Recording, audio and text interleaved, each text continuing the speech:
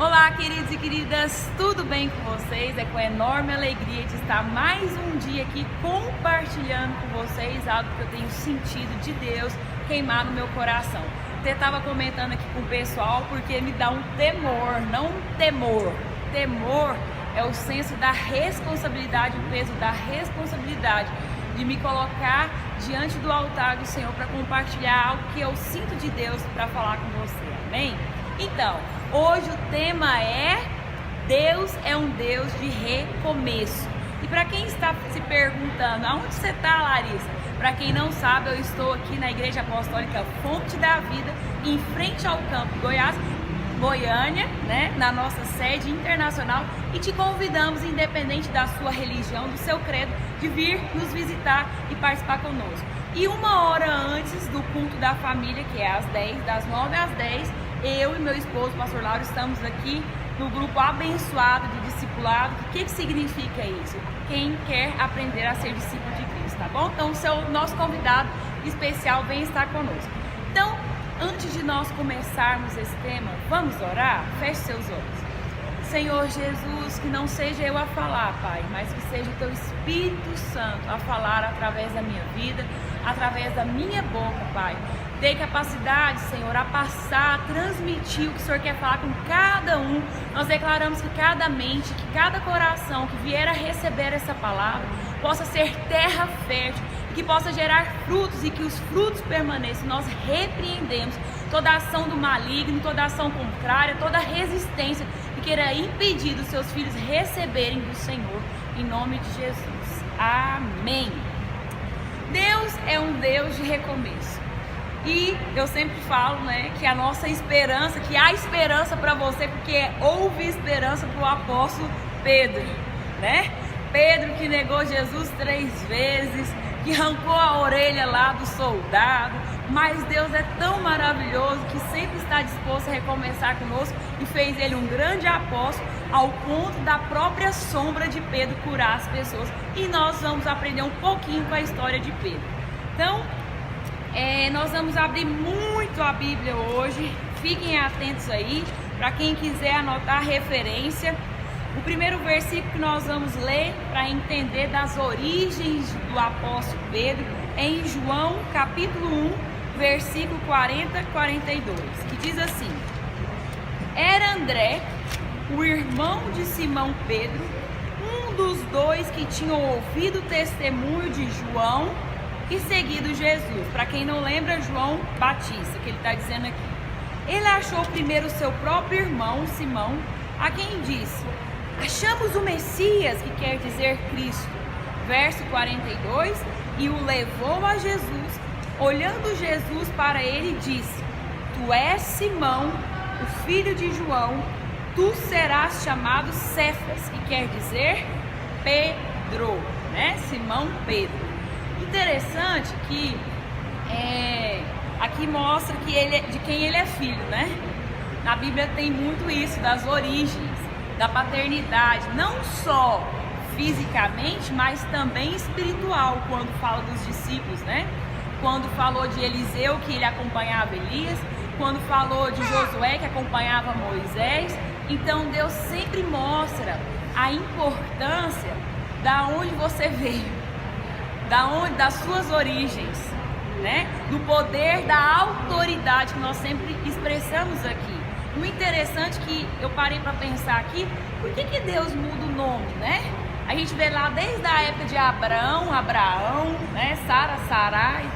Por quê? Aí eu fiquei pensando e hoje o Espírito Santo falou no meu coração assim, porque Deus tem que transformar a nossa identidade. E é isso que Deus quer nos fazer aqui, sempre está recomeçando conosco, a transformar a nossa identidade para que nós possamos expressar a identidade de Cristo através das nossas vidas. E sempre tem um significado nessa mudança, de onde era uma maldição, transformando em bênção. Amém? Bom, segundo tópico, Mateus 8, 14 e 15. Vou ler e depois vou explicar. Sobre a cura da sogra de Pedro. Tendo Jesus chegado à casa de Pedro, viu a sogra deste acamada e ardendo em febre. Mas Jesus tomou-a pela mão e a febre a deixou. Ela se levantou e passou a servir. O que eu quero focar aqui? Eu quis mostrar desde o momento em que Jesus chamou Pedro para estar com ele e mostrando que Jesus teve intimidade com Pedro ao ponto de ir à casa dele para curar a sua sogra.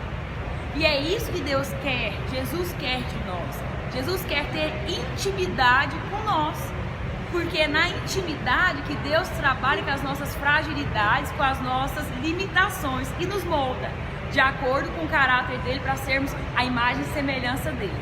Então, é interessante também porque não existia brecha para falar que Pedro negou Jesus porque não o conhecia, porque não tinha vínculo com ele, porque tinha, né? Ele foi pego, foi na fragilidade da carne, com medo de morrer, igual Jesus, né?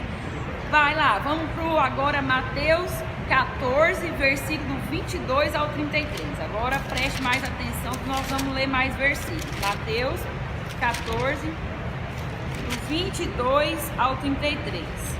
Agora é a historinha que Pedro andou sobre as águas. Depois eu vou explicar.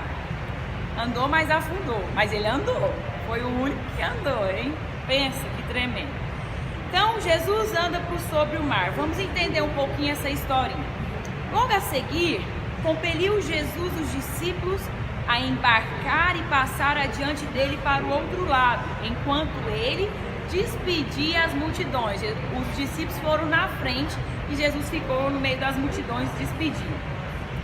E, despedidas as multidões, subiu ao monte a fim de orar sozinho.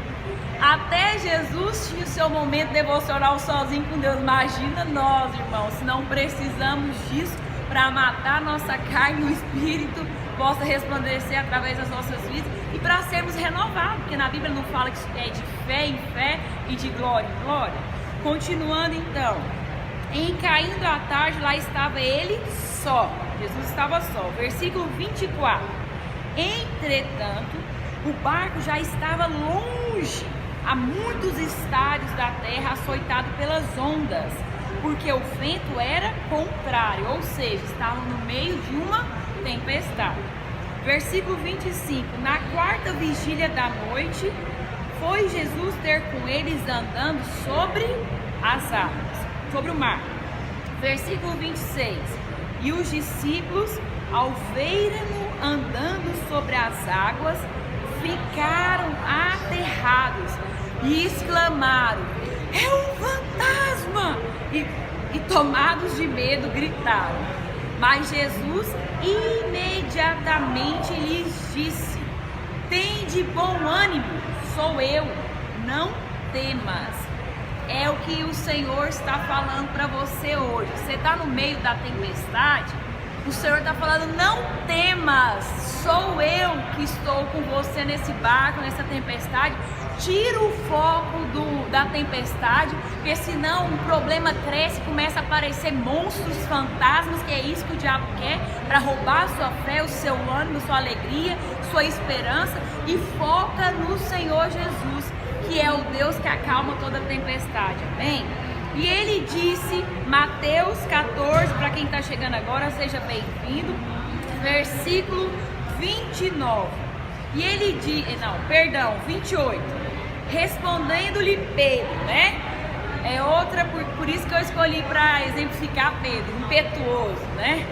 Ele falava sem pensar. Depois, quando ele via, vai arcar com as consequências, né? Mas, sinceramente, por isso que Jesus amava ele. É melhor ele ser assim, transparente, do que, desculpa, aqueles puxa-saco, baba-ovo, que fica só falando que o pastor ou o apóstolo, ou quem seja o líder, quer ouvir, e na hora do vamos ver mesmo, não pode contar com ninguém. Então, Jesus gostava dele por causa disso, porque ele era transparente. Ele não tinha medo de se expor, né? Então, continuando. Como se diz nosso apóstolo, é melhor frear do que ter que puxar, né? Então, vamos lá. Verso 28. Respondendo-lhe Pedro, disse: se tu és Senhor, manda-me ir ter contigo por sobre as águas. Oh, aleluia, né? Ele esqueceu só que Jesus ia mandar, mas ele tinha que fazer a parte dele, né? Então por isso nós temos que tomar cuidado, pensar mais um pouquinho antes de falar, porque senão Deus põe nós no desafio e às vezes você vai afrouxar, né? Vamos lá. E ele disse: vem! E Pedro, descendo do barco, andou por sobre as águas e foi ter com Jesus. Amém! Ele teve fé, ele foi. Só que olha o que aconteceu. Reparando, porém, na força do vento, teve medo. E começando a submergir, a afundar, gritou: salva-me, Senhor! Pelo menos ele gritou o Senhor, né? Isso aqui tem muito a ver com a nossa vida. Quantas vezes a gente começa uma campanha, um projetando, a nossa vida mesmo com fé, e aí no meio da rotina, porque você às vezes está mais na carne que no espírito, você começa a afundar, sua fé começa a fraquejar. E aí, queridos, é só gritar porque a gente socorre, como Pedro fez, ele foi esperto. Só que tem gente que está lá morrendo afogado que não chama Jesus. Tão simples, né? E ele falou: salva-me, Senhor. Mateus 14, agora no 31. Prontamente Jesus, estendendo a mão, tomou-o e lhe disse: homem de pequena fé, por que duvidaste? Quantas vezes o Senhor não está falando isso para nós? Porque Ele está ali do lado, só está esperando falar salva-me e Ele só vai te socorrer. Simples assim. No vídeo que eu estava fazendo, eu lembrei de uma pregação do pastor Thiago Brunet, que é coach também, que veio na nossa igreja, ele falando assim, isso eu já tinha observado, mas não sabia expressar com palavras, e ele expressou muito bem colocado, que as coisas de Deus são simples. É tão simples que a pessoa não põe em prática, achando que isso não vai resolver, que acha que as coisas de Deus é complicado. Não, mas são simples.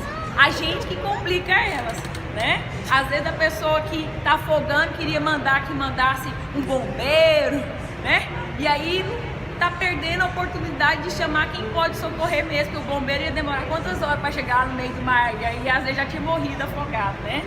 Então, continuando então no verso 31. Prontamente Jesus, estendendo a mão, tomou e lhe disse: homem de pequena fé, por que duvidaste? Subindo ambos no barco, cessou o vento. Quando Jesus subiu no barco, o vento parou.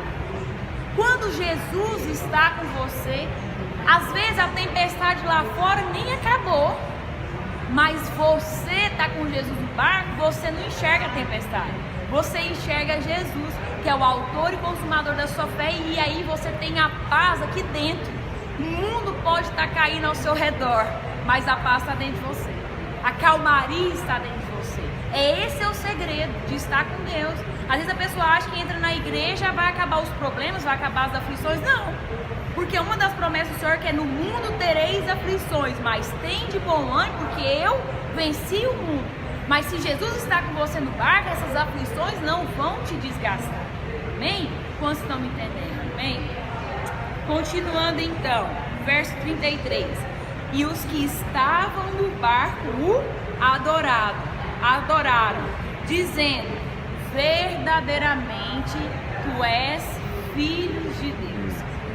Infelizmente, quantos nós cristãos temos que ver um grande milagre para ver que Deus é realmente, Jesus é o Filho de Deus? Queridos, por isso que eu falo a importância de nós termos um caderninho de louvor e adoração ao Senhor desde o ventre da sua mãe. Do que Deus já te livrou? E quando o diabo querer calar sua boca ou te passar medo, você vai calar a boca dele mostrando: não, calma aí, ó, altar de louvor e adoração ao Senhor. Até aqui me ajudou o Senhor, já me livrou disso. E realmente, eu não sou digno de ter a graça, a misericórdia do Senhor, mas é pelo amor dele infinito que nós somos salvos e sarados. Amém? Bom, vamos ver aqui a historinha do apóstolo Pedro. Mateus 26, 31. Então Jesus lhes disse: O Senhor Jesus estava explicando aos seus discípulos que ele seria morto e que ele ressuscitaria por causa de nós, amém? Então Jesus lhes disse: esta noite todos vós vos escandalizareis comigo, porque está escrito: ferirei o pastor e as ovelhas do rebanho ficarão dispersas. E foi o que aconteceu, os discípulos ficaram dispersos porque ele morreu, né? Mas depois da minha ressurreição irei adiante de vós para a Galileia. Disse-lhe Pedro, tinha que ser sempre o Pedro, né? Por isso que eu identifico muito com ele, porque ele não cala a boca. Então, ainda que venhas a ser um tropeço para todos, nunca o serás para mim, né? No ímpeto. Replicou-lhe Jesus: quanto mais você sabe e fala, mais você será cobrado. Lembre-se disso, viu? Eu estou tentando aprender, aleluia. Então, vamos lá. Ainda que venhas a ser um tropeço para todos, nunca o serás para mim. Verso 34. Replicou-lhe Jesus: em verdade te digo que nesta mesma noite, antes que o galo cante, tu me negarás 3 vezes. Ao invés dele ficar calado, continuou. Disse-lhe Pedro: ainda que me seja necessário morrer contigo. Oh meu Deus, não fala não, porque vai ser provado e testado. De nenhum modo te negarei. E todos os discípulos disseram o mesmo, né? Porque não podia ficar pior que Pedro, né? Tinha que ir na onda, né? Então vamos continuar vendo aí essa trajetória. Jesus no Getsêmani, verso 36. Em seguida, foi Jesus com eles a um lugar chamado Getsêmani e disse a seus discípulos: assentai-vos aqui enquanto eu vou ali orar. E levando consigo, olha aí, tanto que ele era íntimo de Jesus em um dos braços direitos. E levando consigo a Pedro e aos 2 filhos de Zebedeu, começou a entristecer-se e a angustiar-se. Quem? Jesus entristeceu, angustiou? Sim, para mostrar que ele era carne e osso, como nós. E levando consigo a Pedro, né, verso 37, agora vamos para o 38. Então lhes disse: a minha alma está profundamente triste até a morte. Ficai aqui e vigiai comigo. Primeiro Jesus tinha ido sozinho, mas começou a ficar triste, pesado, a angústia. Ele chamou eles para ficar com ele. E agora olha aqui, adiantando-se um pouco, prostrou-se sobre o seu rosto, orando e dizendo: meu Pai, se possível, passa de mim este cálice. Todavia não seja como eu quero, e sim como tu queres. Quantos já passaram por isso aqui? Senhor, não quero essa provação. Tira de mim, não mexe nessa área, não. Mas o que nós temos que orar? Como o Senhor. Pai, mas se for da tua vontade, Senhor, traz a cura, traz a cirurgia, mas traz o remédio, o anestésico. Porque não adianta fugir, né? Porque a vontade dele é boa, perfeita e agradável. E o Senhor Jesus sabia que a vontade do Senhor era ser crucificado e que ele ressuscitaria, senão não seria o Senhor dos senhores, Rei dos reis, nosso Senhor Salvador. Amém? E que também não teria vencido o último principado, que foi o da morte, que foi o único que ressuscitou. Então, se você for lá no caixão de Maomé, de Buda, você vai achar o corpo deles. Mas de Jesus você não acha. Ah, mas é porque roubaram o corpo de Jesus para que isso cumprisse. Não, queridos.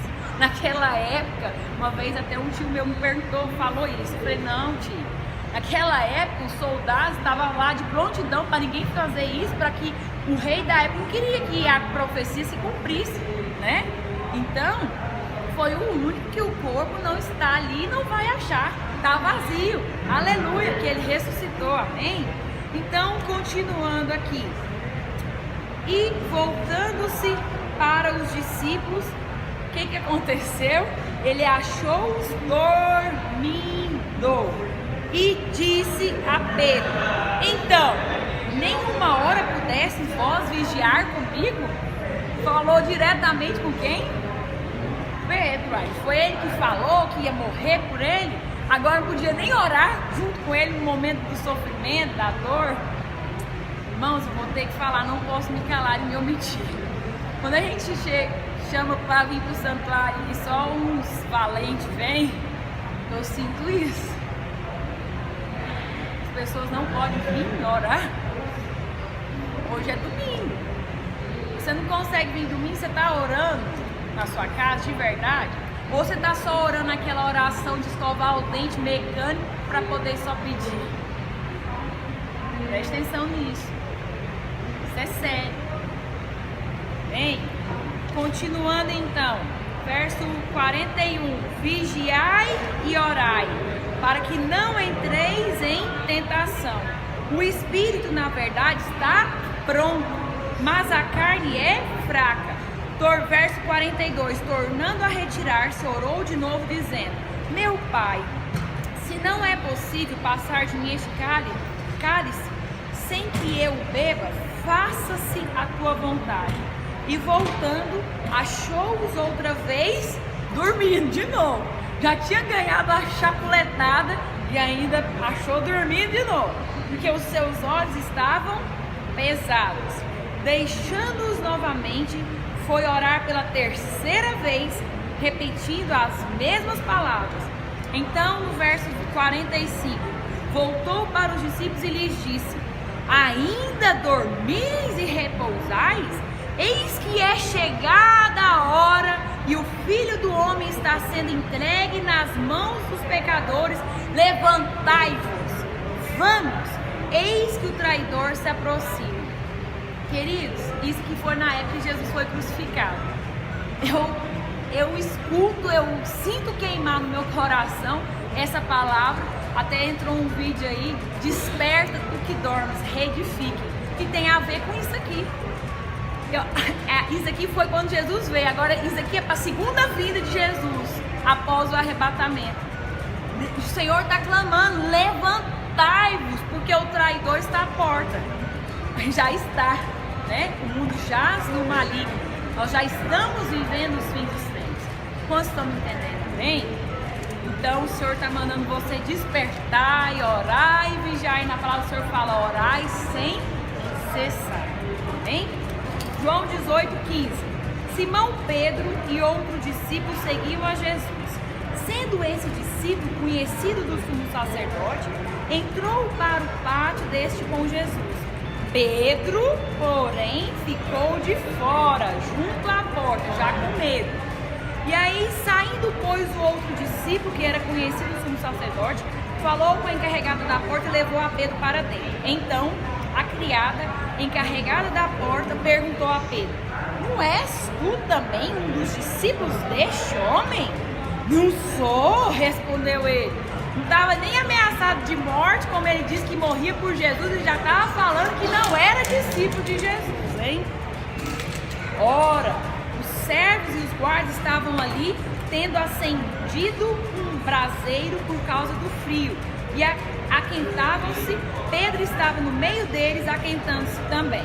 Verso 25 ao 27, que diz assim: Lá estava Simão Pedro aquentando-se. Perguntaram-lhe, pois: És tu, porventura, um dos discípulos dele? E ele negou e disse: Não sou. Um dos servos do sumo sacerdote, parente daquele a quem Pedro tinha decepado a orelha, perguntou: Não te vi eu no jardim com ele?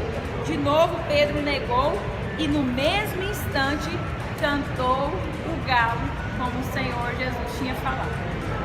Irmãos, não adianta nós sermos hipócritas e falar assim: eu não faria. Cuidado, hein? Deus te pega bem ali na esquina. Cuidado. Cuidado. Nós temos é que pedir para o Senhor graça e firmeza no caráter com Cristo, para que nós não possamos fazer como Pedro fez e negou ao Senhor. Quantas vezes a gente nega ao Senhor quando Ele queima no seu coração para você pregar a palavra dEle como discípulo dEle para alguém, e você fica com vergonha e não vai? Isso é negar. Você está negando o chamado de Cristo. E se você fosse a última esperança dele para levar uma palavra para uma pessoa que estava ao ponto de suicidar? Olha, eu tenho vivido experiências tremendas com o Senhor no meu período devocional ali no Vaca Brava. Quantas vezes o Senhor já me levou a levar palavras para as pessoas que estavam assim, na beira da morte mesmo. A última foi uma menina que o Espírito Santo me incomodou, eu ia pra lá e pra cá e ele falou, vai lá. Eu, ai Deus, aleluia, né? Já tô ficando meio acostumada com essas loucuras que acontecem ali no Vaca Brava, mas na Bíblia fala que Deus escolhe as coisas loucas para confundir os sábios, né?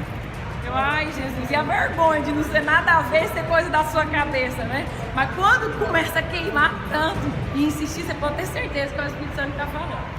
E aí quando você fala e realmente vê a confirmação, e aí você fala amém porque eu obedeci, né?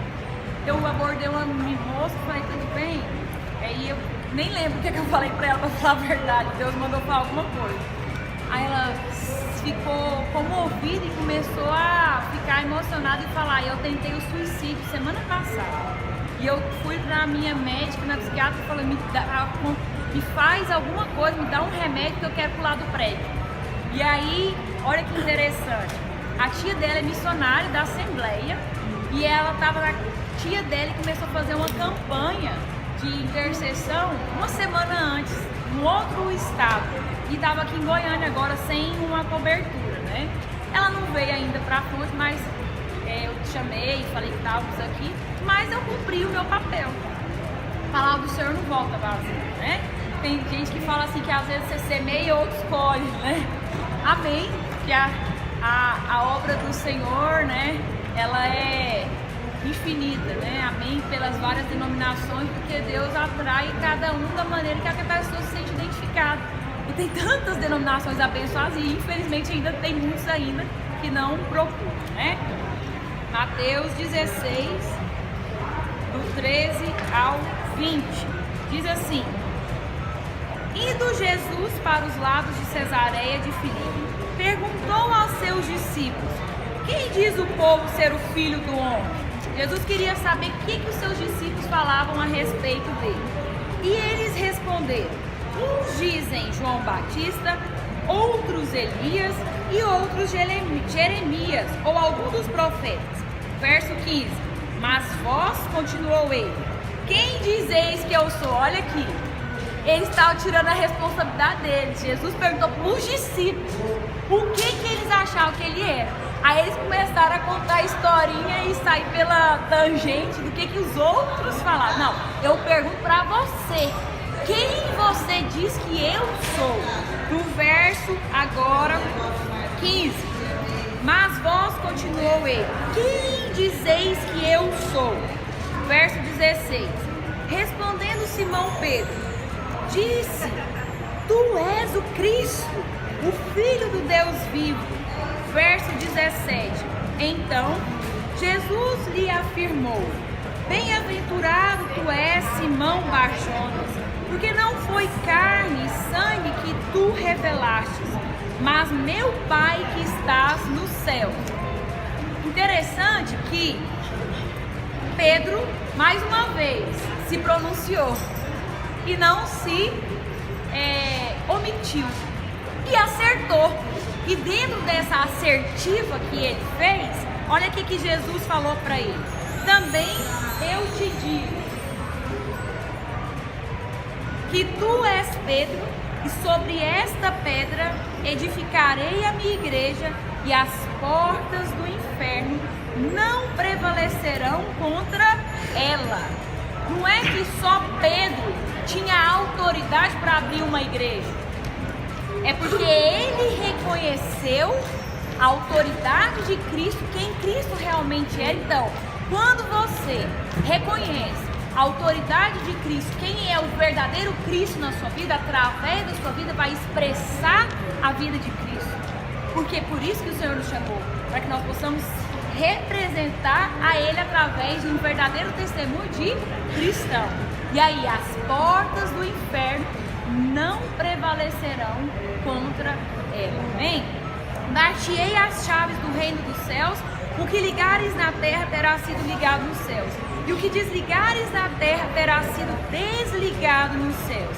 Então advertiu os discípulos de que a ninguém dissessem ser ele o Cristo. Para fecharmos, Atos 5, versículo 12 ao 16. Atos 5, versículo 12 ao 16.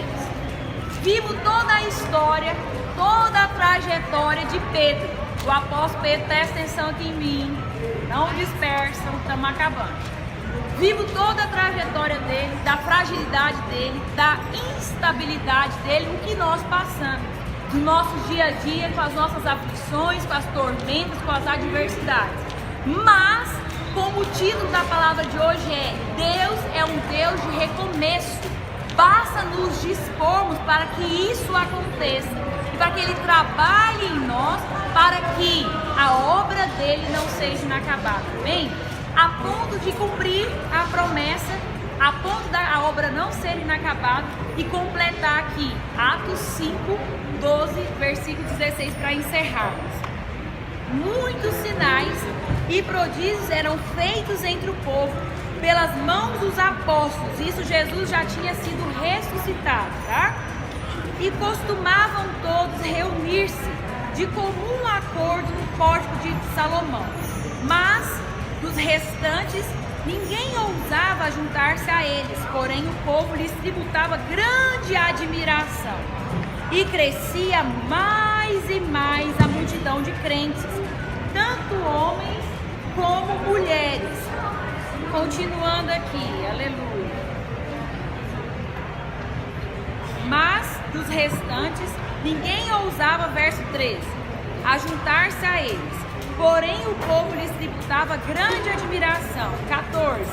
E crescia mais e mais a multidão de crentes, tanto homens como mulheres, agregados ao Senhor. 15. A ponto de levarem os enfermos até pelas ruas e os colocarem sobre leigos e macas, para que ao passar Pedro, ao menos a sua sombra se projetasse em alguns deles. A sombra de Pedro curava as pessoas. Pensa que tremendo.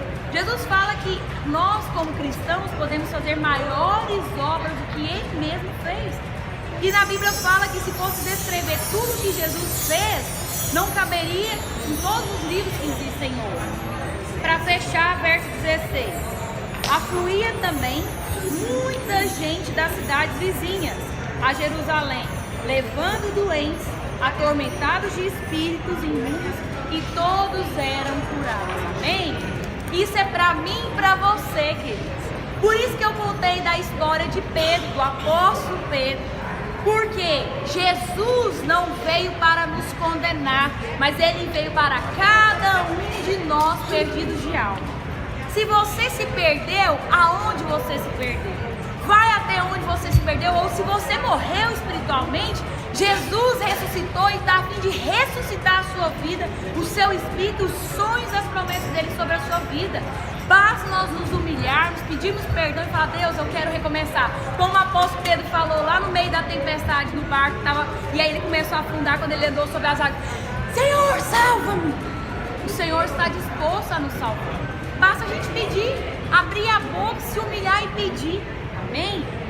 Deus sonhou com as nossas vidas desde o ventre da nossa mãe. E Ele quer que nós possamos nos humilhar e pedir: Senhor, me ajuda. E Ele vai ajudar, porque Ele não quer que a obra dele seja inacabada. Amém? Eu espero ter contribuído com você. Deus abençoe você e sua família. E não esquece do combinado, hein? Eu oro por vocês, vocês oram pela minha família. E algo novo que o Senhor me incomodou é que nós vamos encerrar o vídeo orando por você e pela sua família. E também vai estar passando aqui no vídeo o telefone do Disque Oração. É 24 horas, se você precisar, ligue que você vai receber uma oração abençoada de pastores, pastoras ungidos do Senhor aqui da Igreja Apostólica Fonte da Vida, tá bom? Independente da sua religião, use essas ferramentas que Deus tem proporcionado para você, amém? Feche seus olhos, vamos orar?